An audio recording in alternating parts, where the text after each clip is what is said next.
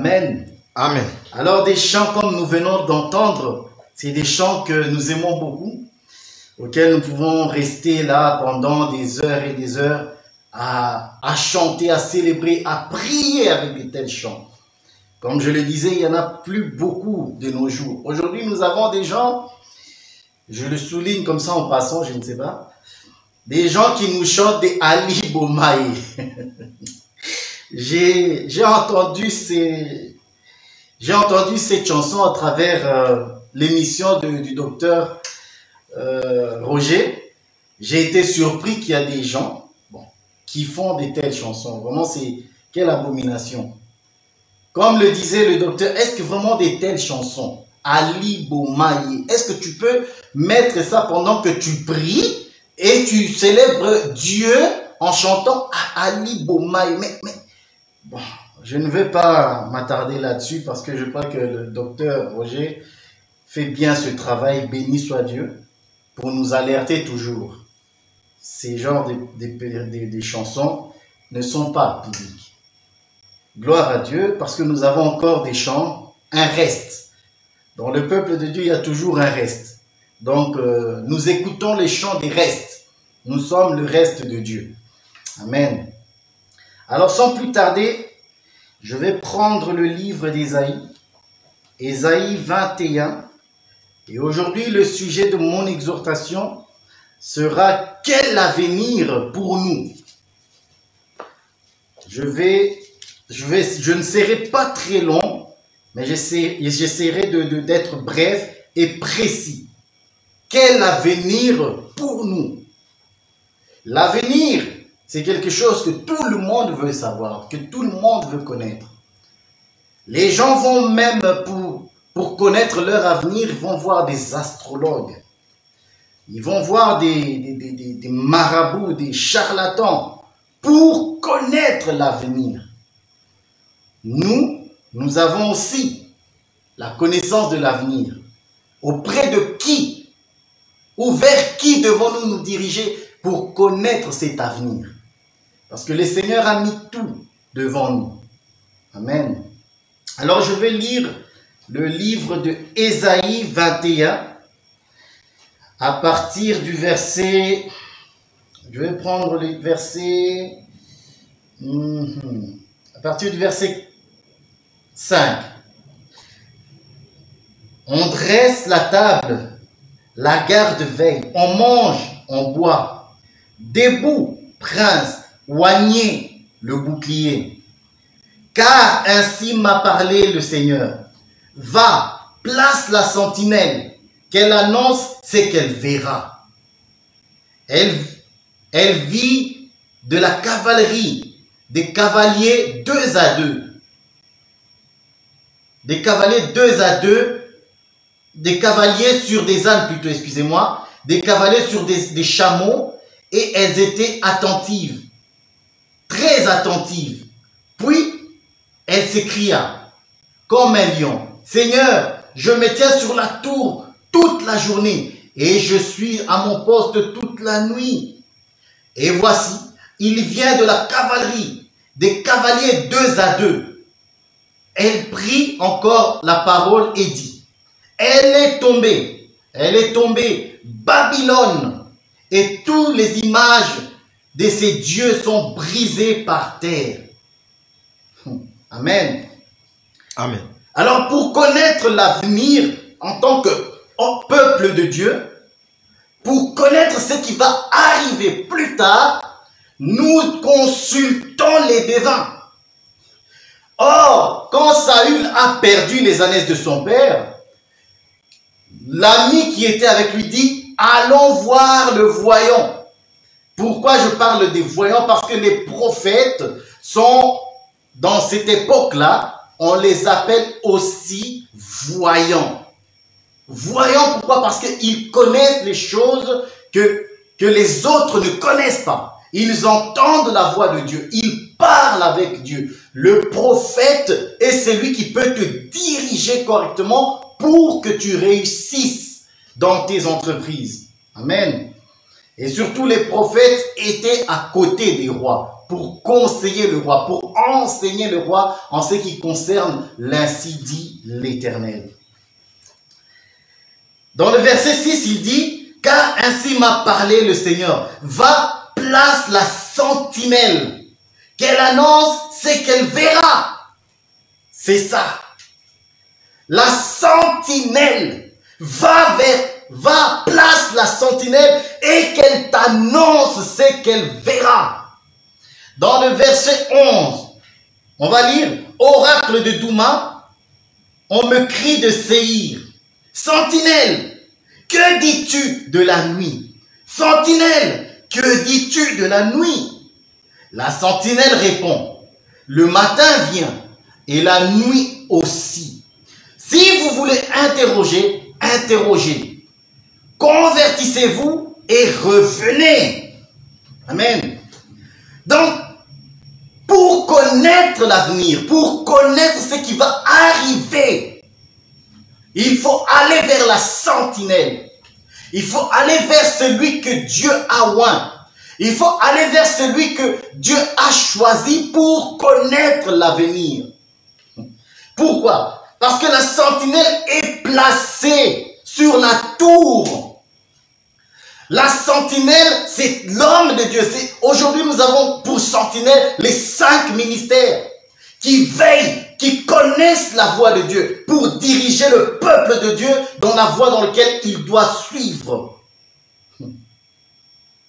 La sentinelle est placée sur la tour pour enseigner, pour avertir le peuple, pour annoncer ce qu'elle voit.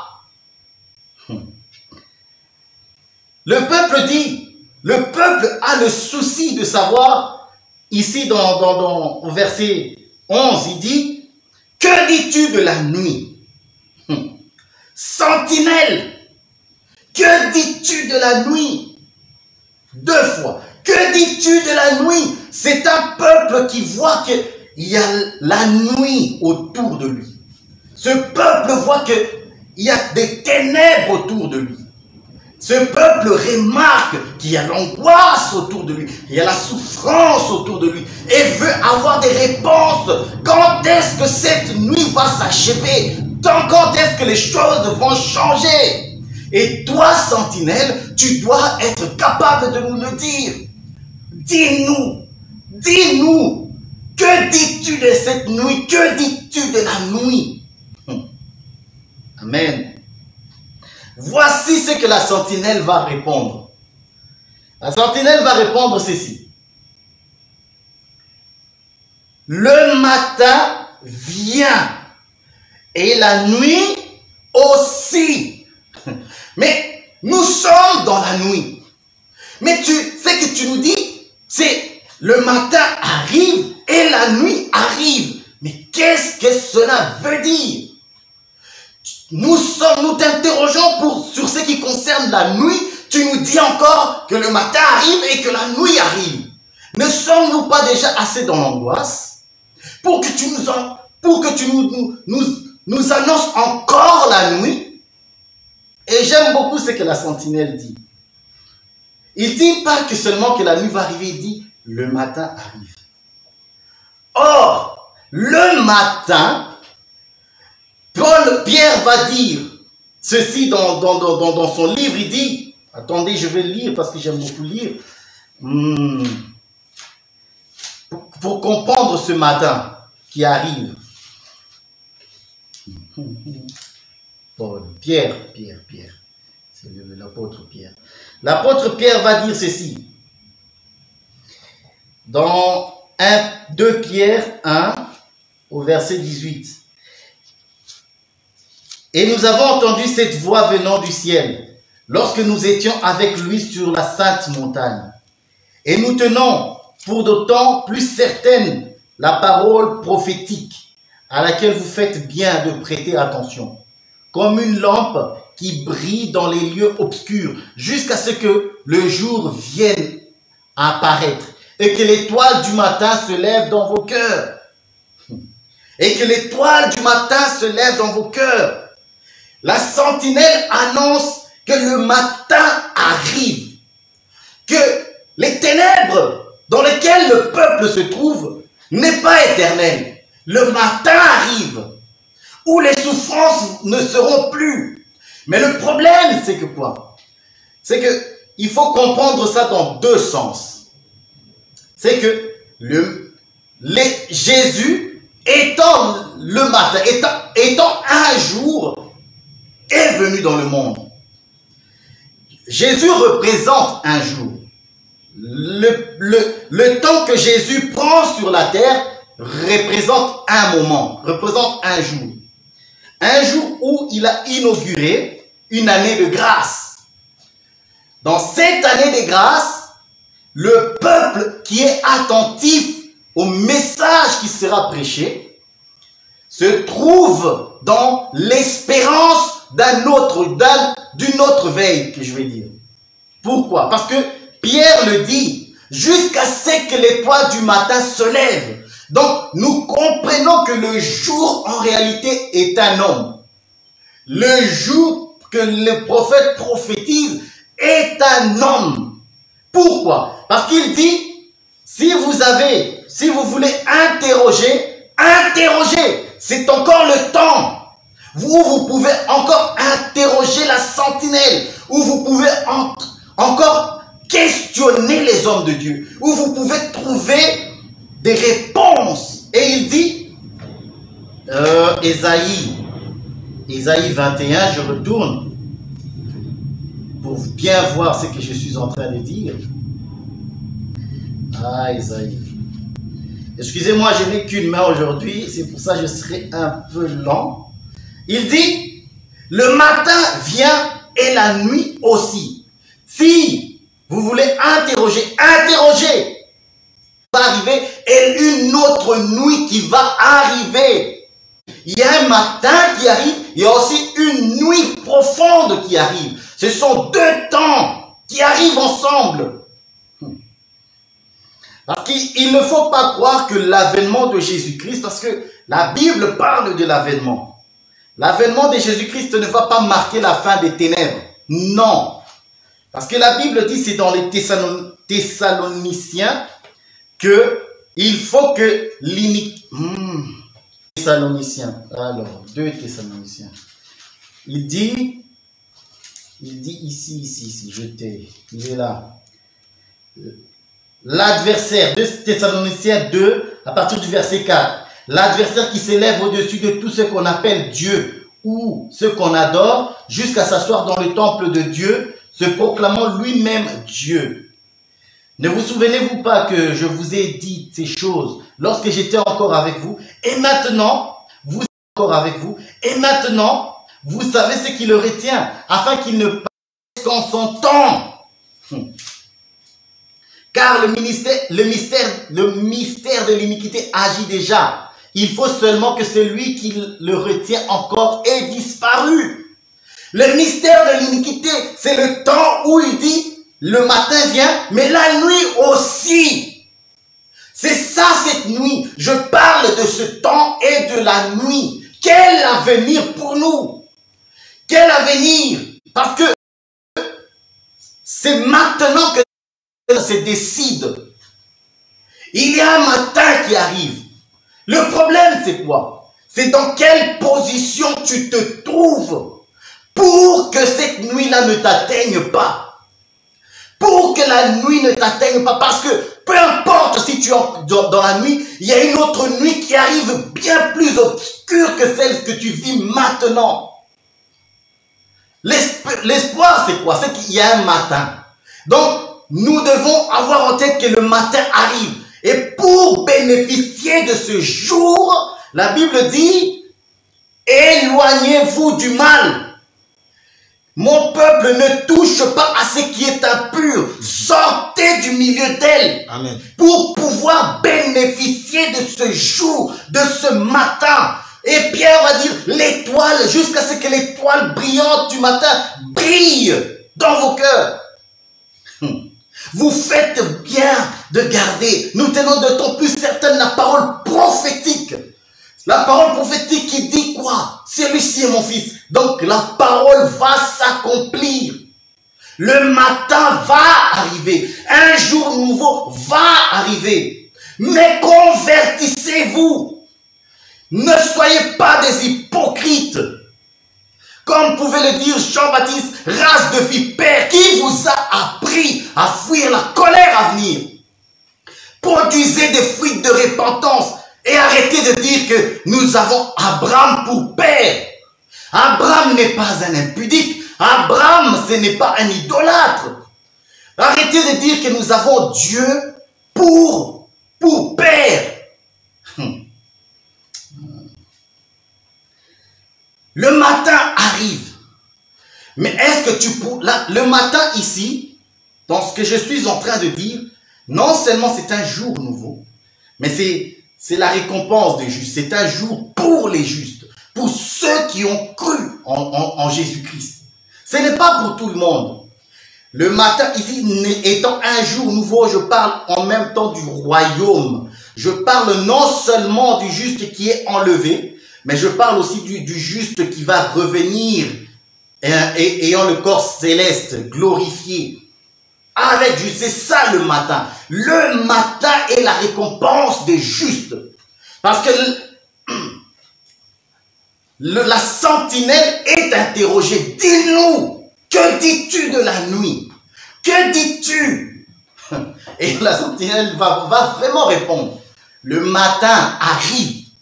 Un nouveau jour va se lever. Mais il n'y a pas que ce nouveau jour qui va arriver. Il y a aussi ce qu'on appelle la nuit. La nuit profonde aussi arrive. Oui, la Bible nous dit, la nuit est avancée. Revêtez-vous de Christ. Attendez, c'est ça, c'est Paul qui le dit dans Romains. La nuit est avancée, revêtez-vous de Christ. Paul, verset très, chapitre. La nuit est avancée, le jour approche. Dépouillons-nous donc des œuvres des ténèbres et revêtons les armes de lumière. Ça, c'est Paul qui nous le dit. Dépouillons-nous. Tu ne peux pas hériter le matin, tu ne peux pas hériter le jour si tu ne sais pas te dépouiller. Si tu ne sais pas te dépouiller de l'hypocrisie, du péché dans lequel tu te trouves. Tu es ton frère. Tu calomnies. Les gens vivent dans la calomnie, mais ils veulent hériter le royaume. Tu calomnies ton frère, tu es un voleur, mais tu veux hériter le royaume. Ça ne se passe pas comme ça. Le matin arrive. La nuit aussi arrive. Le matin arrive. La nuit, il dit, convertissez-vous. Changez. Ne restez pas le même si vous voulez être sauvé. Ne restez pas les mêmes. Vous ne pouvez pas hériter le royaume des cieux si tu n'es pas, si tu ne sais pas te dépouiller.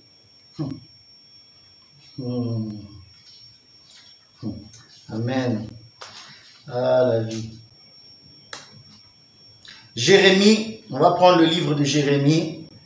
Jérémie, j'aime beaucoup ce livre.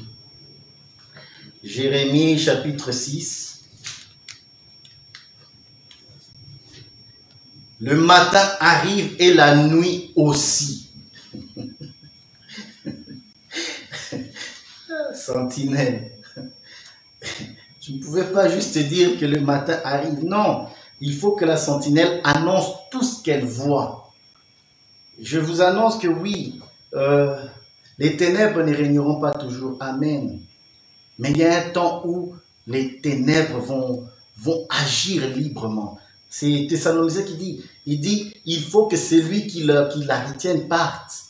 Et nous savons que si les ténèbres n'agissent pas encore pleinement, c'est parce que l'Église est encore là. Amen. C'est l'Église qui la retient. Et une fois que les saints ne sont plus là, une fois l'Église, le corps de Christ, je parle bien de l'Église, je ne parle pas des bâtiments, je parle de l'Église, de ceux qui sont appelés, sont partis. La Vierge sage est partie, la Vierge folle va vivre un temps pénible. C'est pour ça qu'il dit, le jour, le matin arrive et la nuit aussi. Oh, Il n'y a pas que le jour qui arrive. Il y a aussi la nuit.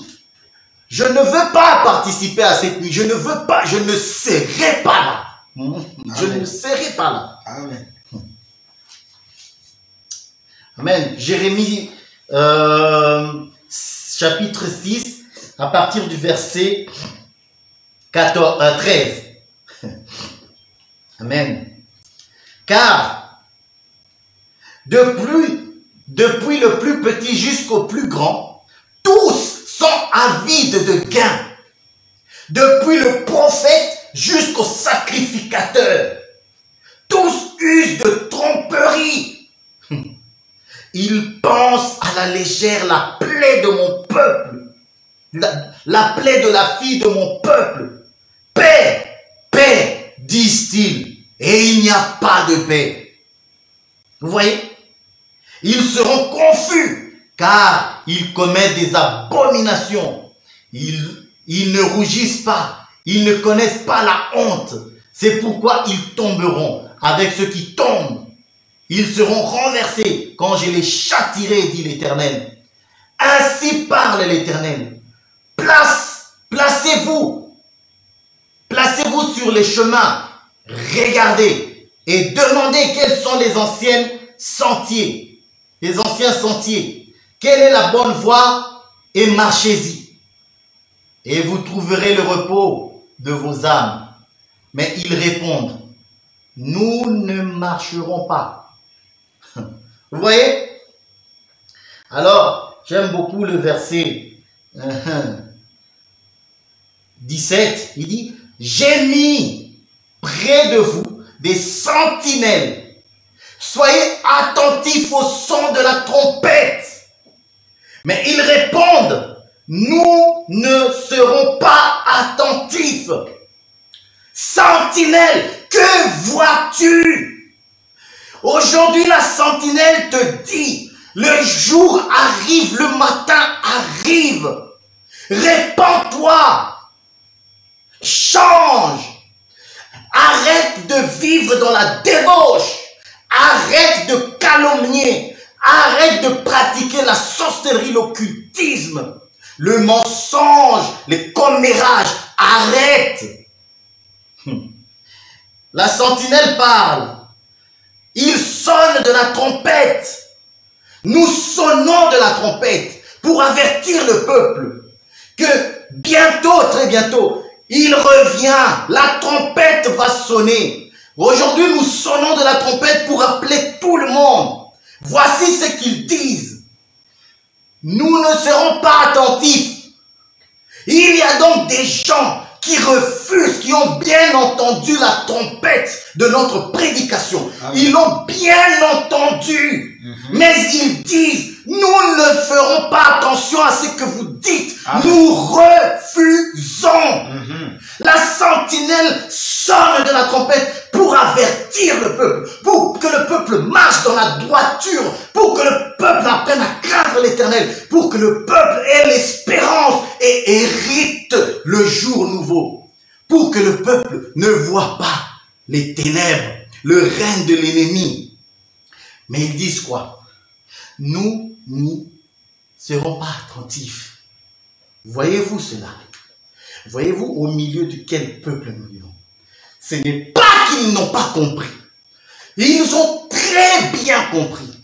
Ils ont très bien compris que pour hériter le royaume, il faut se dépouiller. Ils ont très bien compris que Jésus est le chemin, la vérité, la vie. Ils ont très bien compris qu'il est le Messie. Mais ils ont dit, nous refusons. Voici comment ils agissent, ces gens. La Bible dit dans le verset 13, car depuis le plus petit jusqu'au plus grand, ils sont avides de gain. Depuis le prophète jusqu'au sacrificateur, tous usent de la tromperie. Donc, ils sont bien dans la tromperie. Ils vivent bien dedans. Ils s'enrichissent. Et la Bible dit, là, le prophète parle et il parle aux sacrificateurs, aux prophètes et à tous les enseignants. Ils disent, ils pensent à la légère la plaie de la fille de mon peuple. Le peuple souffre. Le peuple est dans la souffrance. Mais eux, qu'est-ce qu'ils prêchent? L'abondance. Ils disent au peuple, paix. Mais il n'y a pas de paix. Il n'y a pas de paix. Sonnez de la trompette pour que le peuple se prépare à la guerre. Voilà comment la sentinelle doit sonner de la trompette, doit préparer le peuple. Préparez-vous au combat, dit la Bible. Nous sommes le peuple de Dieu. Et le peuple de Dieu, la Bible dit, c'est Jésus qui le dit. Nous sommes dans le monde, mais nous ne sommes pas de ce monde. Tant que le diable est dans le monde, tant que les dominations, la puissance occulte des ténèbres sont dans le monde et que nous y sommes avec eux, bien aimé, il n'y a pas de paix. Quelle paix veux-tu? La paix, c'est toi qui l'auras dans ton cœur par la parole de Dieu. Mais autour de toi, il n'y a pas de paix, c'est la guerre. C'est la guerre. Jésus lui-même le dit, je ne suis pas venu donner la paix, je suis venu pour donner l'épée. Et toi, quand tu sonnes de la trompette, tu dis aux gens, non, ne vous inquiétez pas, il n'y a rien. Réjouissez-vous de la vie. Non, nous devons armer le peuple pour que le peuple puisse se défendre. Se défendre face à qui? Se défendre contre les faux chrétiens, contre les faux pasteurs, contre les faux prophètes qui abusent de peuple, qui détruisent des familles, qui détruisent les jeunes filles, qui dépouillent les gens. Nous devons leur donner des armes. Amen. Alors, c'est quoi leur problème? La Bible dit, j'ai mis près de vous des sentinelles. Soyez attentifs au son de la trompette. Soyez attentifs au son de la trompette. Soyez attentifs. Ils répondent, nous n'y marcherons pas. Nous refusons de marcher dans la voie sainte. Nous refusons, nous ne serons pas attentifs à la prédication. Et du temps de Pierre, Pierre les a bien décrits. L'apôtre Pierre, Pierre, je vais lire un verset. Il dit, au chapitre 3, à partir du verset 3, dit, sachant avant tout que dans les derniers jours, voilà, dans les derniers jours, il viendra des moqueurs avec leur raillerie, marchant selon leur propre convoitise et disant, où est la promesse de son avènement? Car depuis que les pères sont morts, tout demeure comme dès le commencement de la création. Vous voyez? Il y a des gens pareils qui disent, où est la promesse qu'il vous a faite, qu'il reviendra? Depuis qu'on nous a prêché l'enlèvement, depuis qu'il a dit qu'il reviendra, il n'est pas là. Laissez-nous donc tranquilles. Il ne viendra pas. Laissez-nous tranquilles. Parce que vous n'êtes pas les premiers à prêcher l'enlèvement. Vous n'êtes pas les premiers à nous dire que c'est Jésus et le Christ. Avant vous, les gens l'ont fait. Avant ces gens-là, les autres l'ont fait. Laissez-nous tranquilles. Nous n'en voulons pas. Votre enlèvement là, nous n'y croyons pas. Alors la sentinelle va dire ceci. Le matin vient. Je répète ce que la sentinelle a dit. Le matin arrive. La nuit aussi arrive. Que tu y crois, que tu n'y crois pas, cela va s'accomplir. Le matin va venir. Comme c'est Élisée qui va dire au général, lorsque Élisée prophétise que demain vous mangerez. Cet homme a dit, même si Dieu Ah, Seigneur, il y a vraiment des hommes incrédules dans la vie. Il dit au prophète, même si Dieu ouvrait les écluses des cieux, les fenêtres des cieux, pareille chose n'arrivera pas. Élisée lui dit, ah bon, ah ok, tu le verras, que tu crois, que tu n'y crois pas, tu le verras s'accomplir. Mais toi, tu n'en mangeras pas. Tu n'en mangeras pas. Alors je dis ceci, et je vais conclure, je pense. Que tu le veuilles, que tu y crois ou que tu n'y crois pas, le matin arrive. Amen. Le matin arrive. Et je dis ceci aux bien-aimés, à ceux qui partagent ma foi. Tiens bon, sois ferme. Tenons bon, le matin arrive. Le soleil levant, Jésus-Christ notre Seigneur, c'est lui qui nous a fait la promesse.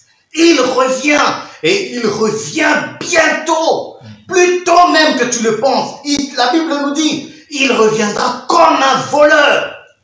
Lorsque le voleur veut entrer chez toi, tu ne sais pas à quelle heure il va arriver. Seulement, sachant qu'il reviendra, il y aura un voleur qui va venir, nous sommes éveillés. Nous ne sommes pas endormis comme les autres peuples. Je vais lire encore 2 versets. Bien-aimé, si tu partages notre foi, alors je t'exhorte vraiment à tenir ferme. Peu importe ce que tu traverses, peu importe la nuit, sache qu'il y a un matin qui arrive. Il y a un matin qui arrive. Il y a aussi la nuit. Amen. Je vais lire Israël qui pose aussi la question. Ésaïe 40. Les gens pensent que parce qu'ils ne croient pas, les choses ne vont pas arriver. C'est que Dieu a dit par la bouche de ses serviteurs, que ce soit Ésaïe, Jérémie ou les autres, tout ce que Dieu a dit, que tu crois, que tu ne crois pas, cela va arriver. Le problème, c'est que quoi? Si tu ne crois pas, il est dit, c'est Élisée qui va dire au général, tu le verras, parce que tu le verras. Tu as entendu la trompette, tu connais la prédication. Lorsque l'église ne sera plus là, toi tu le verras. Tu le verras de tes propres yeux. Tu ne verras plus le frère Israël. Il ne sera plus là et tu pleureras. Amen. Tu verras Roger partir et tu pleureras. Tu verras mon frère Danzou partir et tu pleureras parce que tu n'as pas voulu croire. Élisée dit au général, tu le verras, mais tu n'en mangeras pas. Bien-aimé, il y a un peuple qui va manger avec Abraham, Isaac et Jacob, comme le dit Jésus lui-même, pour illustrer que nous serons dans le royaume avec tous les saints. Il y a un peuple qui ne va pas manger, même s'ils seront sauvés par la suite, mais ils ne mangeront pas au ciel. Ils ne vont pas participer aux noces. Amen. Il y a un peuple comme ça. Je ne veux pas faire partie de ce peuple-là. Moi, je veux faire partie de ce peuple qui va monter au ciel. Amen. Qui va les manger 3 ans, 7 ans. Je serai là-bas. Oh. On lui dit, tu le verras. Tu n'en mangeras pas. Et cet homme est mort par la suite. Bon, je ne suis pas là aujourd'hui. Ésaïe 40 au verset 27. La Bible dit ceci. La Bible dit ceci. Pourquoi dis-tu Jacob? Pourquoi dis-tu Israël? Ma destinée est cachée devant l'Éternel. Mon droit passe inaperçu devant mon Dieu. Alors, écoutez la réponse. Ne le sais-tu pas? Ne l'as-tu pas appris? C'est le Dieu de l'éternité, l'Éternel, qui a créé les extrémités de la terre. Il ne se fatigue point, il ne se lasse point. On ne peut sonder son intelligence. Ma destinée m'est cachée. C'est que je serai m'est caché. C'est que je dois devenir. C'est que mon droit m'est caché. Et Dieu dit, mais ne le sais-tu pas? Ne le sais-tu pas? Ne l'as-tu pas appris? En ce qui concerne ta destinée, ne le sais-tu pas? N'as-tu pas appris que la Bible nous dit que lorsque nous le verrons, nous serons semblables à lui? N'as-tu pas appris que Jésus revient? N'as-tu pas appris ces choses pour que tu dises, pour que tu te plaignes que ma destinée m'est cachée? Si la destinée est cachée à Israël, c'est pour un temps.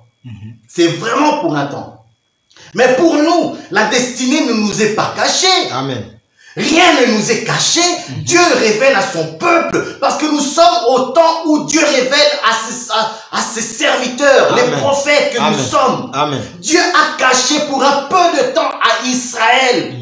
Il a caché sa face. Mais à nous, pour ce qui nous concerne, Dieu ne nous cache rien. Amen. En ce qui concerne notre avenir, en ce qui concerne ce que nous serons, il ne nous cache pas. Il a dit, tel que je suis, tel que vous serez. Amen.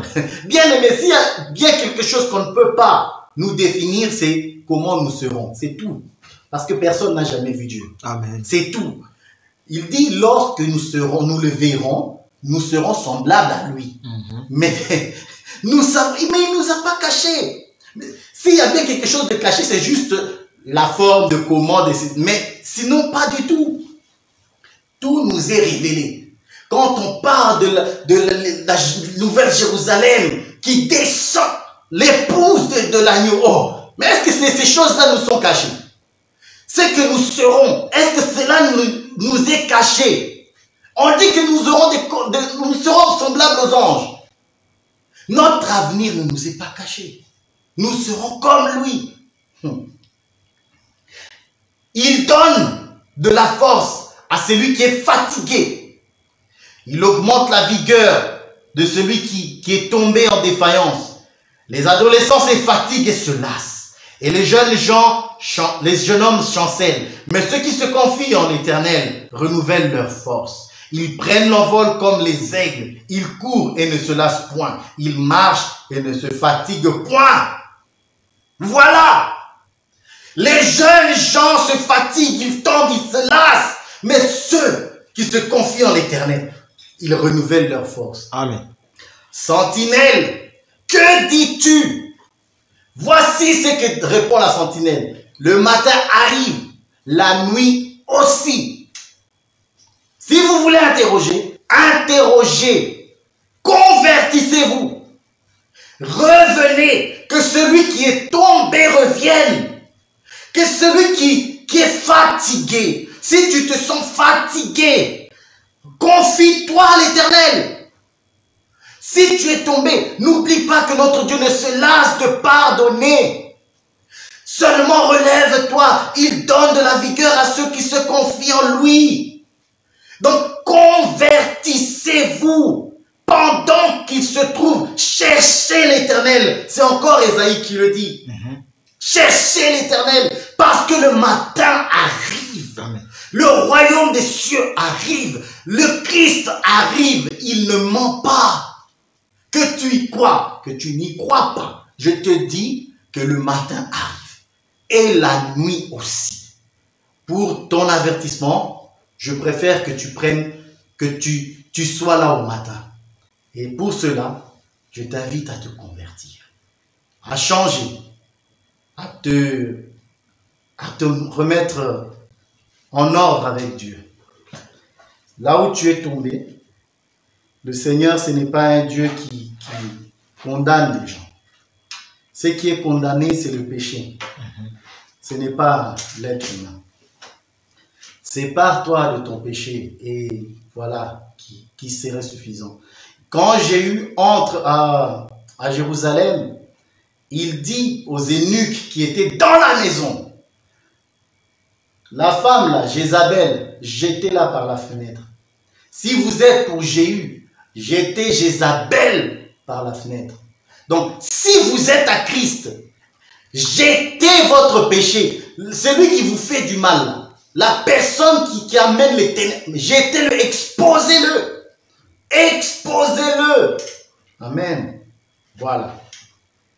Le matin arrive, la nuit aussi. Sentinelle, nous sonnons de la trompette. Que ceux qui entendent, que ceux qui ont des oreilles pour entendre, entendent. Ça va? Que Dieu bénisse sa parole. Voilà. Nous allons prier et demander à Dieu de nous faire grâce d'avoir un cœur pur, un cœur de chair, où nous pouvons écouter sa voix, où nous pouvons obéir à sa voix. Vous savez, l'obéissance, ce n'est pas quelque chose de facile. Il ne faut pas croire que les vertus de Dieu sont des choses faciles. Il faut prier pour cela. Que ça soit la tempérance, que ça soit aimer son prochain. La Bible nous dit, aime ton prochain comme toi-même. C'est dur, vous savez. Donc, en ce qui concerne les vertus, en ce qui concerne l'obéissance, obéir à la parole de Dieu, ce n'est pas quelque chose de facile. Mais en toute chose, la Bible dit, ceux qui se confient en l'Éternel, ils renouvellent leur force. Dieu nous rend capables par son esprit. Il nous remplit. C'est pour ça la Bible nous va nous dire, soyez remplis du Saint-Esprit. Pourquoi? Afin de marcher en nouveauté de vie. Afin que vous ne pratiquiez pas les œuvres de ténèbres, les œuvres de la chair.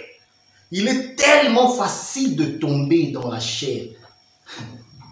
Et si quelqu'un ne prie pas, ça lui sera très difficile, compliqué de marcher, de faire la volonté de Dieu. Amen. Alors prions et demandons à Dieu de nous rendre capables.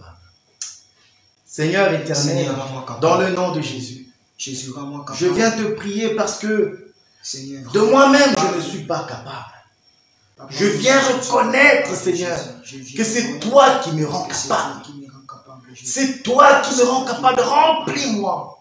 Seigneur, parce que le matin arrive, ce jour arrive, tu reviens, Seigneur Jésus. Rends-moi capable de garder ta foi. De garder ta foi. Peu importe les ténèbres qui m'environnent. Peu importe l'adversité, rends-moi capable de faire face par ta foi, d'obéir, de marcher dans ta crainte, dans l'amour de mon prochain, dans la vérité. Seigneur, au nom de Jésus, nous venons te prier, ô notre Dieu. Seigneur, délivre-nous de la dureté, délivre-nous de l'endurcissement du cœur, donne-nous un cœur pur. Un cœur pur, remplis-nous afin que nous puissions obéir à ta parole. Au nom de Jésus. Amen. Bien-aimés, comme je l'ai dit et répété, le rôle de la sentinelle, c'est de sonner de la trompette et de dire au peuple, voilà la voie à suivre. Voilà la voie à ne pas suivre. Lorsque nous passons pour prêcher, nous sonnons de la trompette pour relever celui qui est tombé, pour consoler celui qui en a besoin de la consolation et pour édifier. Amen. Comme je l'ai dit, le matin arrive, la nuit aussi. Nous ne sommes pas de la nuit. La Bible dit, nous sommes de la lumière, nous sommes les enfants de lumière. Nous ne sommes pas comme ceux-là qui dorment pendant la nuit. Nous, nous veillons. Alors, veillons. Veillons et prions. Que Dieu bénisse sa parole. Au nom de Jésus.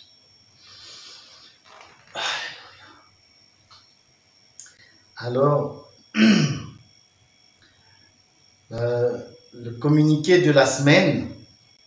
Le lundi, nous avons la prière avec notre frère Israël qui dirige, quand vous avez le temps, à partir de 20 h, Le frère, il sera 21h. Hein? Ah, ok. À partir de 21h, il est là, le lundi et le mercredi.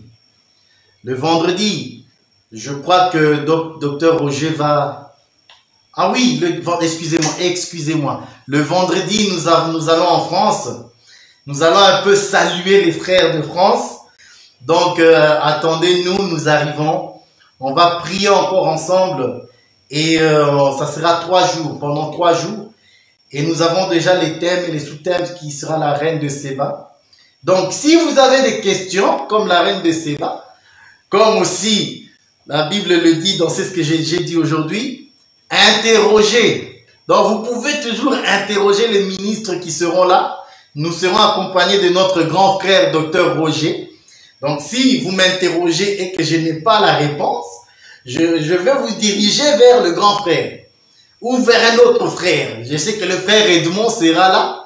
Le frère Patou et les autres seront là. Donc, s'il y a quelques questions dans lesquelles nous pouvons répondre, en tout cas, nous le ferons avec joie. Et nous serons vraiment dans la joie de partager le pain avec vous.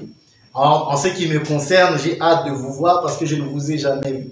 Vous ne m'avez jamais vu non plus. Donc, voilà. Que Dieu bénisse, nous bénisse tous. Et puis voilà. Que Dieu nous bénisse. Au revoir. Shalom, shalom, shalom.